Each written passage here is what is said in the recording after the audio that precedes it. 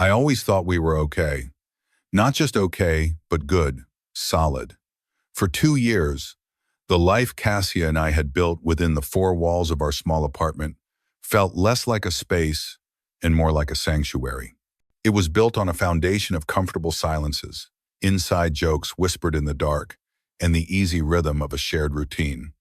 That rhythm was my favorite song. Tonight, the song was playing perfectly. The air was thick with the scent of garlic and basil, a testament to the pasta simmering on the stove, her favorite, arrabbiata, with just the right amount of heat. The soft glow of the floor lamp painted our living room in hues of orange and gold, catching the dust motes dancing in the air like tiny, lazy fireflies. I was happy, genuinely, uncomplicatedly happy. It was a feeling I had come to associate with the simple fact of her presence, and tonight she was present, or so I thought. The first crack in the foundation had appeared a week ago. It wasn't a dramatic, ground-shattering fissure, but a tiny hairline fracture, almost invisible to the naked eye. It started, as these things often do, with something stupid, an argument over whose turn it was to buy groceries. The words themselves were forgotten almost as soon as they were spoken, but the silence that followed was heavy and unfamiliar. It clung to the air for days. In that week, Cassia had become a ghost in our home. She was physically there, of course. I'd see her curled on the sofa, her face illuminated by the blue light of her phone, a thumb scrolling endlessly through the curated lives of others. I'd watch her at the dinner table, pushing food around her plate, a small, polite smile fixed on her lips while her eyes were 1,000 miles away. I tried to bridge the distance. "Tough day at work?" I'd ask. She'd nod, the smile never wavering. "Just the usual." "Okay. Anything you want to talk about?" A shake of the head. "No, I'm just tired, Lee. That's all." I believed her because I wanted to. I told myself it was stress, a rough patch at her design firm, the general malaise that sometimes settles over city life in the autumn. I made her tea. I ran her baths. I gave her space, assuming that was the cure for a wound I couldn't see. I mistook her distance for a need for quiet and her silence for a need for peace. I never imagined it was a preparation for war. I remembered the early days, how we couldn't get enough of each other. We'd talk for hours, mapping out every corner of our pasts, our dreams, our fears. Her laughter used to be the brightest sound in any room. Now, it was a rare and muted thing. The vibrant woman I fell in love with, the one who would drag me to obscure art galleries and spontaneously decide we needed to try a new restaurant across town, had been replaced by this quiet, distant version of herself. I missed her. God, I missed her even when she was sitting right across from me. So tonight, I was trying. I was trying to reel her back in, to remind us both of the comfort and warmth we had built. I put on the vinyl she loved, the one with the crackle between songs. I opened a bottle of the good red wine we were saving for a special occasion. In my mind, this was a special occasion. It was the night we were going to find our way back, the night the silence would finally break. And it did, just not in the way I had prayed for. We had just finished dinner and settled onto the couch to watch a documentary she'd mentioned wanting to see. She leaned her head on my shoulder, and for a blissful moment, the rhythm felt right again. My arm was around her, her familiar scent filled my senses, and the low murmur of the narrator's voice was a soothing balm. This, I thought, this is us. We're okay. Then she shifted. She sat up, pulling away from my embrace, creating a sudden, cold void. The space between us on the couch felt like a canyon. "Leland," she began, her voice unnervingly calm, measured. It was the voice she used with clients, not with me. "I've been thinking about something for a while now, something important. Over." My heart, which had been beating in a slow, contented rhythm, gave a nervous little stutter. "Okay," I said, trying to keep my own voice light. "What's on your mind?" I was hoping for a vacation plan, a discussion about moving to a bigger place, maybe even a dog. I was hoping for anything but what came next. She reached into her purse, which was sitting on the floor beside her, and pulled out a single sheet of paper. It was folded into a neat, small square, the creases worn soft as if it had been opened and refolded 100 times. The sight of it sent a chill down my spine. This wasn't a spontaneous thought. This was a prepared statement, a manifesto. She carefully unfolded it and smoothed it out on the coffee table between us. It was a full page of typed text. I wrote my thoughts down, she said, her eyes not quite meeting mine, so I could explain it properly. So I didn't get emotional and mess it all up. My own emotions were already a tangled mess of confusion and dread. I stared at the page, my brain refusing to process the words. My eyes scanned past the neatly formatted paragraphs and landed on the title, centered at the top in a bold, sterile font. The case for an open relationship.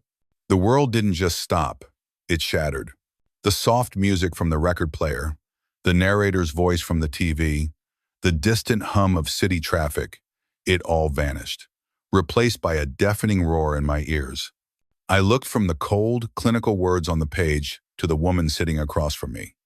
Her expression was placid, earnest, like she had just presented a perfectly logical solution to a minor household problem. She had no idea she was holding a grenade, that she had already pulled the pin. In that moment, looking at the title she had written, I knew. The silent cracks I had ignored hadn't just weakened our foundation. They had brought the whole damn house down. Time seemed to bend around the piece of paper on the table. My world, once a sprawling and comfortable landscape, had shrunk to the dimensions of that 8.5 by 11-inch sheet. The bolded title was a black hole, sucking in all the light, all the sound, all the warmth from the room. I could feel Cassia's eyes on me, her gaze steady and expectant. She was waiting for a reaction, for a thoughtful nod, perhaps for a furrowed brow of intellectual curiosity. She was waiting for me to engage with her case, as if it were a topic for a university debate. My body, however, was staging its own silent, violent protest. A glacial coldness seeped into my skin, starting from my fingertips and creeping up my arms. My chest tightened, a physical manifestation of the betrayal that was wrapping itself around my heart. I was no longer in the room with her. I was somewhere far away, watching a scene from a movie about a man whose life was quietly imploding. I had to get out of her line of sight. I couldn't let her see the raw, unadulterated shock on my face. I couldn't give her the satisfaction of watching me process the verdict she had already passed on me, on us. My voice, when I finally found it, was a stranger's. It was thin and brittle, like old parchment. I started, swallowing against the dryness in my throat. Can I take this and read it, properly? The word properly felt absurd. There was no proper way to read your own death sentence. Cassia gave a small, almost imperceptible nod. A flicker of something relief, pity, crossed her face before being smoothed over by that same unnerving calm. Of course, she said, her tone gentle, as if speaking to a spooked animal. Take your time, take your time. The words were meant to be kind, but they landed like a dismissal. She had already taken her time. Weeks, months, who knows how long to arrive at this conclusion. Now she was granting me a few minutes to catch up. I reached for the paper. My hand trembled slightly as my fingers brushed against its surface. It felt strangely ordinary, just a piece of paper, warm from where it had been held in her purse. I held it by the edges, like it was a piece of evidence from a crime scene, or a holy relic that might turn to dust if handled without reverence. It was neither. It was a demolition order. The walk from the living room to our bedroom was the longest 10 feet of my life. Each step was a deliberate, leaden effort. The familiar wooden floorboards creaked under my weight, the sound unnaturally loud in the sudden crushing silence. The record player was still spinning, the needle having reached the end of the album, producing only a soft, rhythmic thump, thump, thump. It sounded like a fading heartbeat. I closed the bedroom door behind me, the soft click of the latch feeling like the final seal on a tomb. This room was our sanctuary. It was where we slept, where we dreamed, where we made love. Her scent, a faint mix of lavender and the lotion she used, lingered in the air. Her book was lying face down on her nightstand, a pair of reading glasses resting on top. Our life was everywhere in this room, messy and real, and beautifully imperfect. And I had just brought the poison inside. I didn't turn on the main light, preferring the soft glow from the bedside lamp. I sat on the edge of the bed, our bed, and forced my eyes back to the page. I had to read it. I had to understand the language of my own undoing. The text was written in a clean, sans serif font.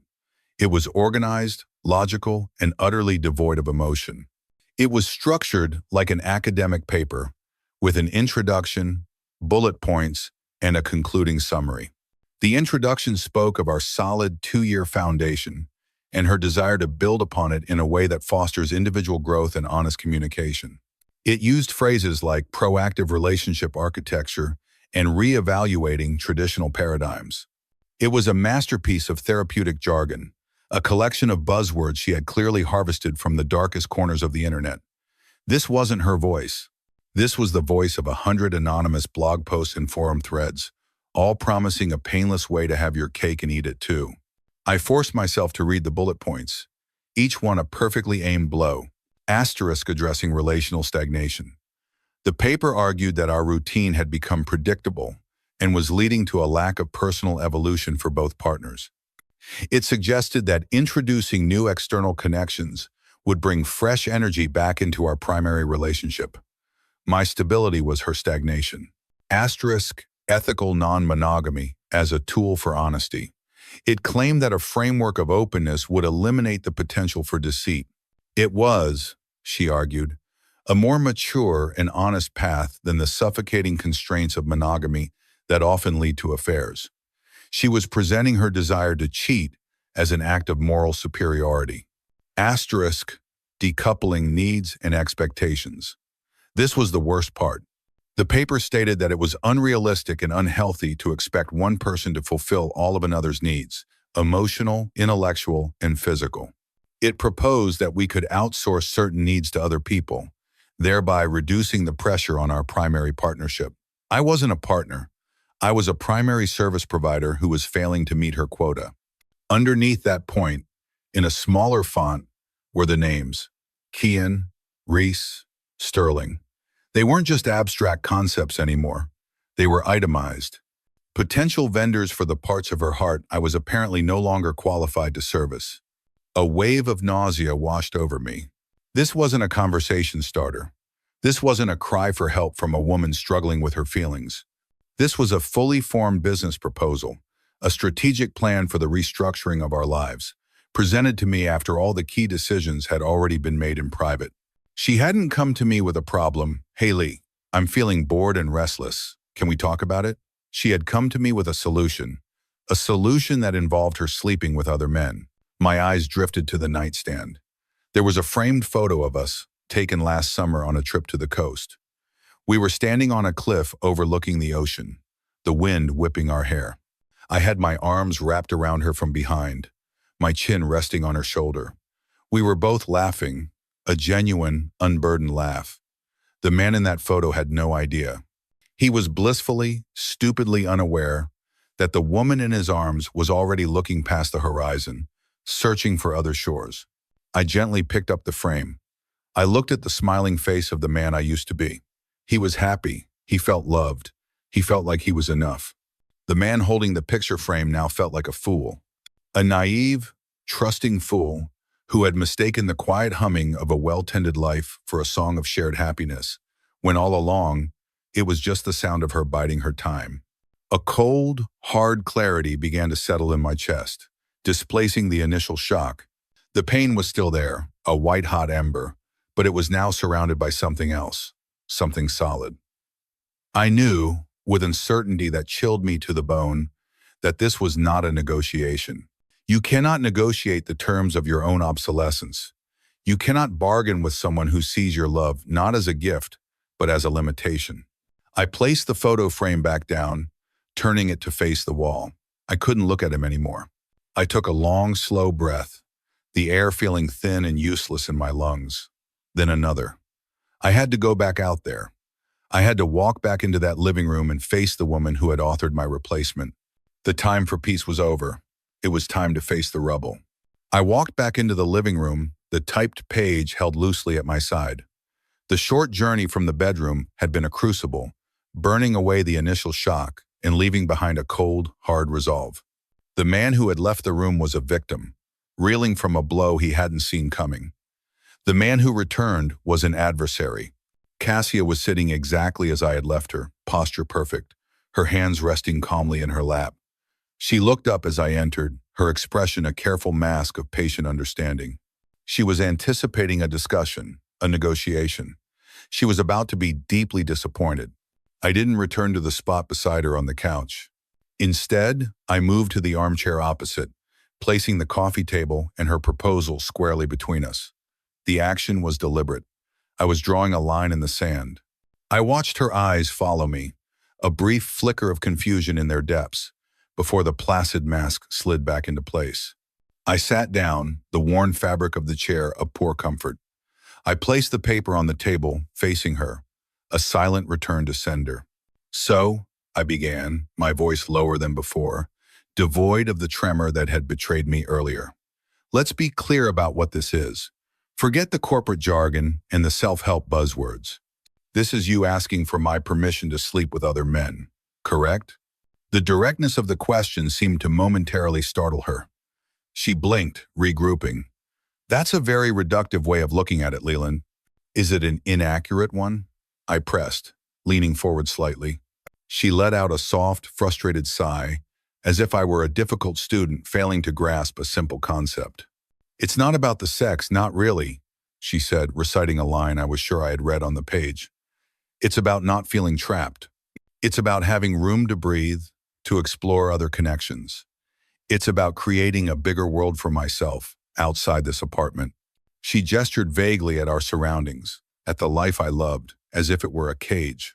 It's about escapism and validation, she continued, her voice gaining a strange, zealous conviction. In fixing the immense boredom, I don't have the money or resources to fix myself. Boredom. Of all the words she could have used, that was the one that landed like a physical blow. It struck me with more force than a confession of infidelity ever could. Infidelity is a betrayal of trust, a moment of weakness. But boredom was a judgment. It was a condemnation of our entire existence. The quiet nights, the shared meals, the inside jokes, the comfort of my presence, all of it to her was a slow, creeping death. My love wasn't a sanctuary. It was a sedative. Boredom? The word came out as a choked whisper. I found my voice and tried again, louder this time. You want to sleep with other people because you're bored? The frustration that had been simmering beneath her calm facade finally began to surface. It's not that simple. And you know it, she snapped, her voice sharp. I have connections, Lee. Real connections from before we were together. I have friends who would fly across the country for me. I'm not talking about random hookups on dating apps. I'm talking about people who already know me, people I have history with. Like who? I asked, though I already knew the answer. The names were burned into my memory. Like Kian, she said, a hint of defiance in her tone. Or Reese. Sterling sent me a message just last month. Each name was a fresh wound. They were no longer just words on a page.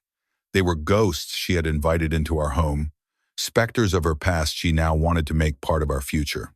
I pictured their faces, men I'd only heard about in passing anecdotes, men who represented a life she had lived before me, a life that was apparently far more interesting than the one she was living with me. My jaw tightened, a knot of anger and humiliation forming in my stomach. So, you want to date your ex-boyfriends, I said, the statement flat and heavy. While you're still dating me, I want us to have the freedom to explore other connections without having to lie about it. Her voice rose, her hands gesturing emphatically. Think about it logically, Lee. It's not just for me. You'd have the same opportunity. You could see other women, have new experiences, meet new people. We would both benefit. It was the most insulting thing she had said all night. She offered me the freedom to betray her as a way to justify her own betrayal. She was trying to make me an accomplice in the dismantling of my own heart, dressing it up as a gift. I don't want to sleep with other women, Cassia, I said, my voice firm, cutting through her frantic logic. I looked her straight in the eye, willing her to see the simple, unwavering truth of it. I want to be with you. I thought you wanted to be with me. A look of profound disappointment washed over her face. It was the look of a visionary whose brilliant idea has been met with small-minded resistance. This is exactly the kind of closed-minded thinking I was afraid of, she said, shaking her head slowly. Of course I want to be with you. That's why I'm being honest about this. I'm trying to make this work instead of just cheating or leaving. So I should be grateful? The question was laced with a bitterness I couldn't contain. You should be open to a solution. She shot back, the words harsher now. I need excitement, I need experiences that you can't give me. Not because you're not enough, she added, a pathetic and transparent attempt to soften the blow, but because no one person can be everything to someone else. We were no longer having a conversation. We were standing on opposite shores of an unbridgeable chasm, shouting at each other in languages the other couldn't possibly understand. She spoke of freedom, of expansion, of new horizons. I spoke of commitment, of loyalty, of home. Her paradise was a revolving door of new experiences. Mine was a quiet house with a single sturdy lock. The conversation continued for hours, a torturous circular dance of misunderstanding. She painted pictures of the vibrant, independent life we could both have, while I kept asking the same, simple, heartbroken questions. She saw my concerns about jealousy and trust as petty details, trivial obstacles in the way of her grand vision.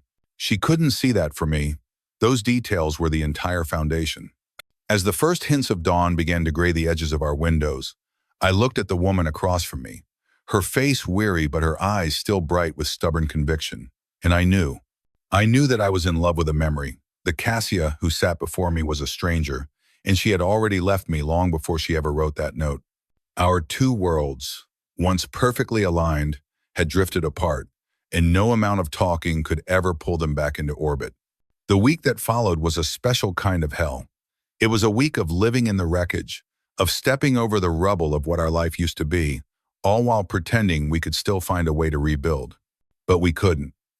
Every conversation was a painful reminder that we were working from two completely different sets of blueprints. I tried. God, I tried. My attempts were clumsy, desperate, like a man trying to patch a sinking ship with masking tape. I was drowning, and I was foolish enough to believe that if I just found the right words, she might throw me a life raft. What if we travel more? I suggested one evening, the words sounding hollow in the strained silence of our kitchen. We could go to Italy, like you've always wanted. We could take that pottery class you saw online. We can find excitement together. Cassia looked at me with a weary sort of pity. That's not the point, Lee, she said, her voice flat. It's not about finding a new shared hobby. It's about independence.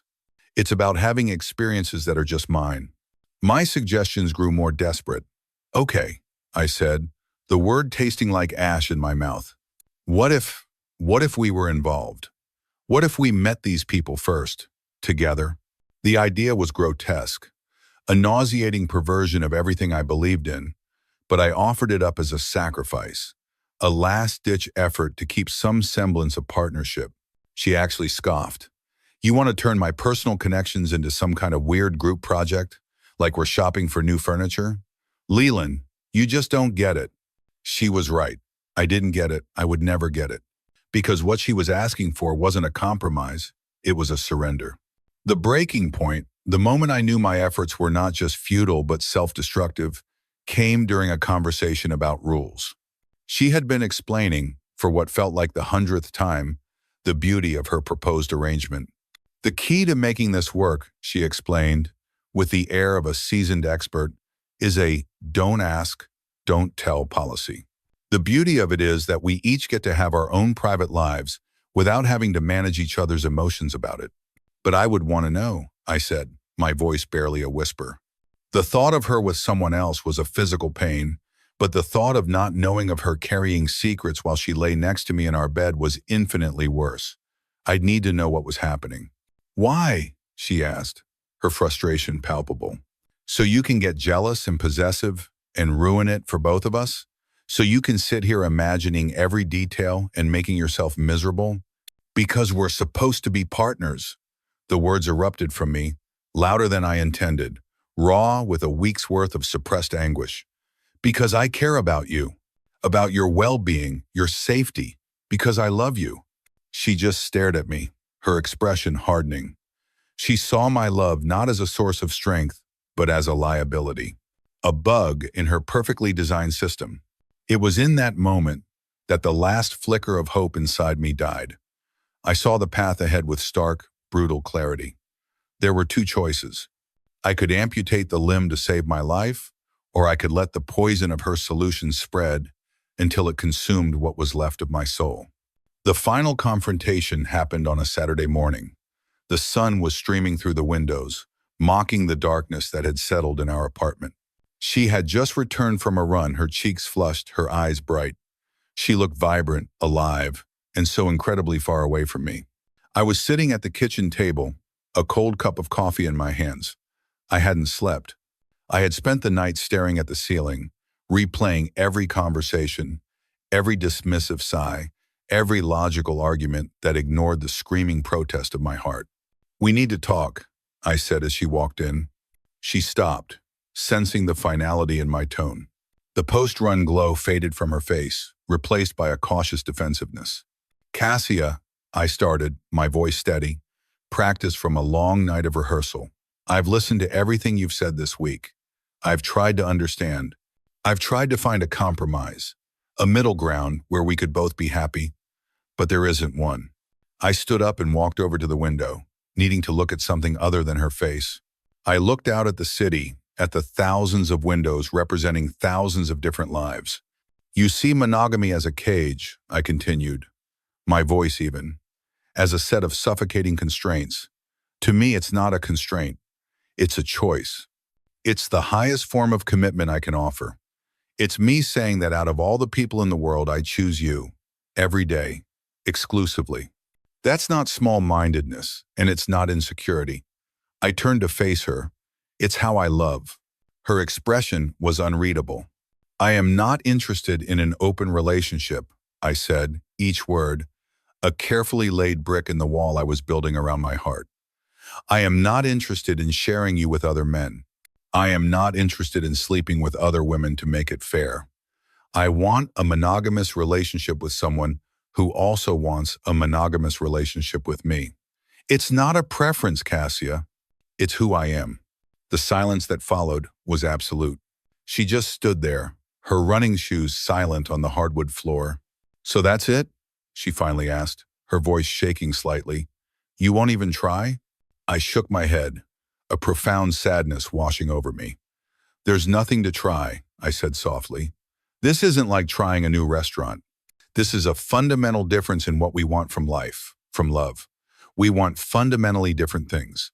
2 years, Leland," she whispered, her eyes welling up with tears. "We've been together for 2 years.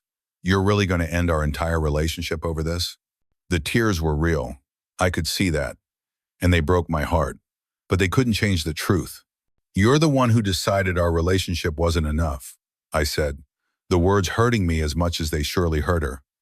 "You ended it a week ago when you put that piece of paper on the table." She started to cry then, not manipulative sobs, but the genuine, racking cries of someone experiencing a profound loss. She tried to explain again, through her tears, that it didn't mean she loved me less, that I'd still be her primary partner. But the words were meaningless now. They were the desperate pleas of someone who had gambled everything and just realized they were about to lose. I didn't go to her. I didn't hold her. I couldn't. It would have been a lie. I just stood there, my own heart breaking into a million pieces, and let her cry. "I love you, Cassia," I said, my voice thick with an emotion I couldn't name. "I really do. But love isn't enough. Not anymore." That was the final word, the end of the negotiation, the end of us. The house had fallen, and all that was left to do was walk away from the wreckage. The logistics of a breakup are a brutal, mundane form of torture. There is no poetry in dividing up a bookshelf, no romance in deciding who gets to keep the good frying pan.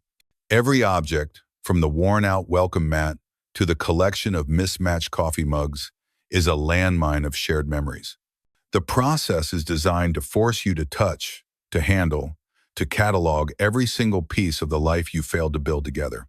I moved out within 2 weeks. Cassia later described my efficiency as businesslike and cold. She saw it as proof that I had already checked out, that our relationship was just a casual arrangement I was canceling. She was wrong. My efficiency wasn't a sign of indifference.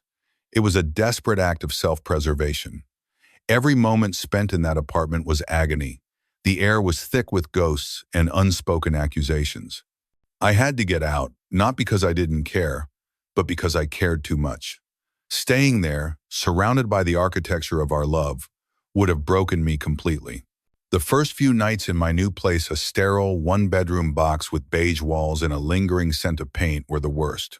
The silence was a physical presence. It was the anti-sound of her breathing next to me in the dark, the absence of her soft footsteps in the morning. I would lie awake for hours, staring at the unfamiliar patterns the streetlights cast on the ceiling, and the sheer, crushing weight of my aloneness would press down on me until I could barely breathe. I let myself grieve. I gave the pain its space.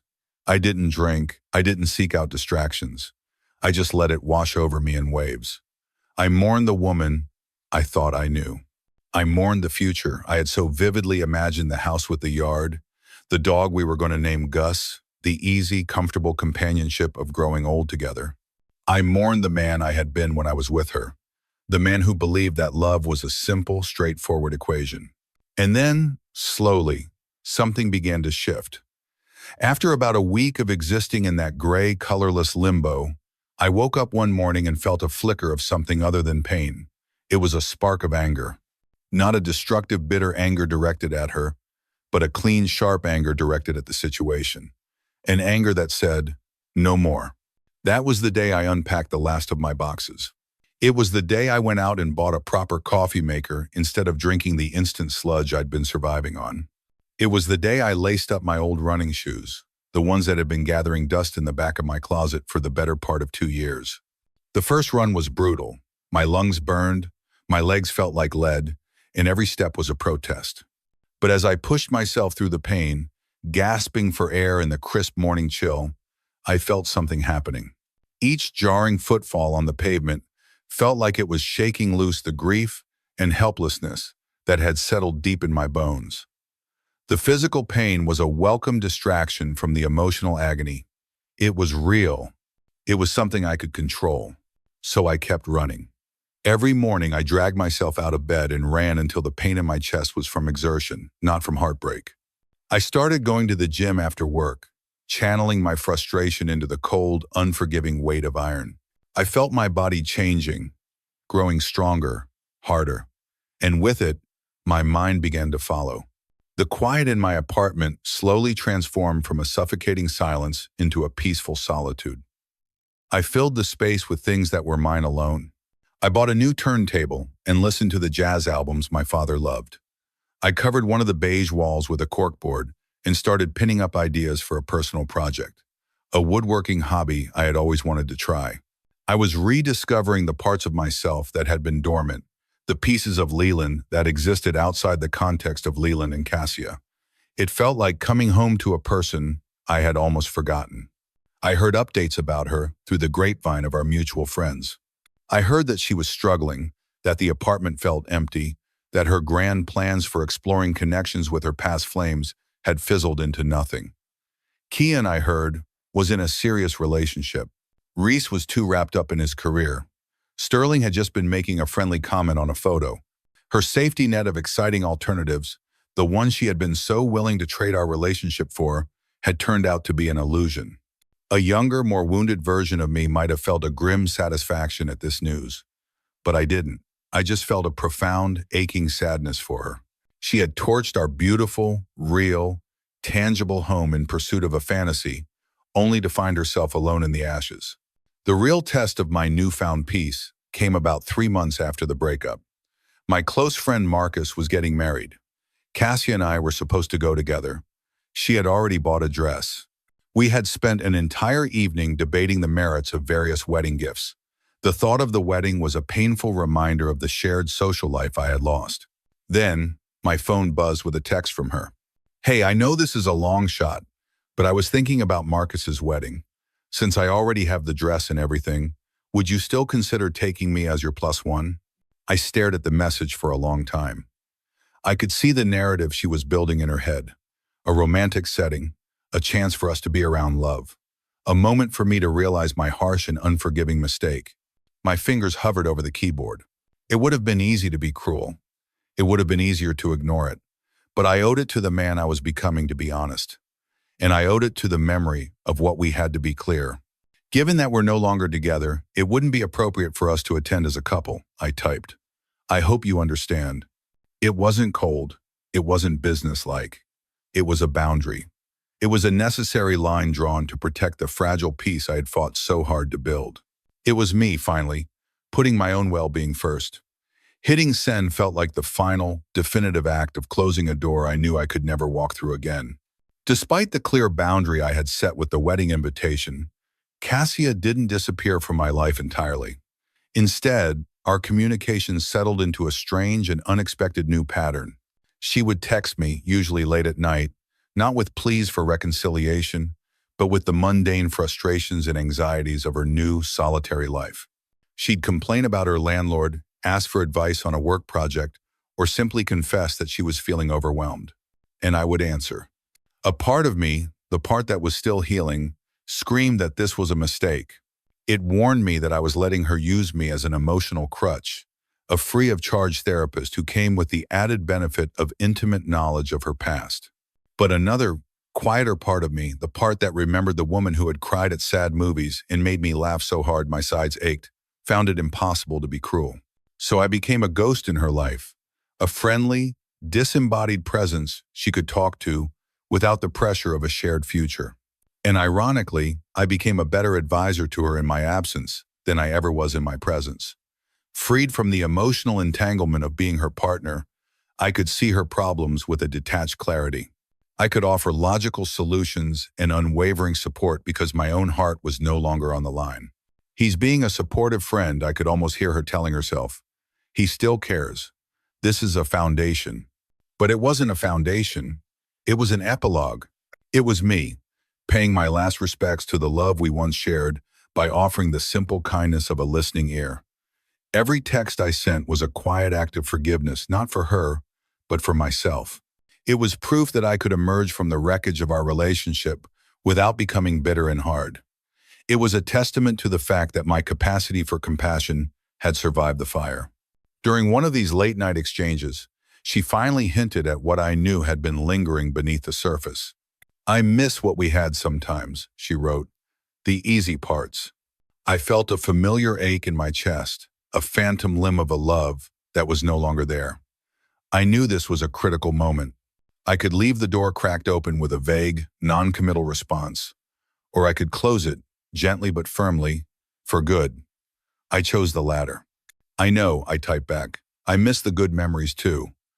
But we can't go back, Cassia. There is no chance of us getting back together.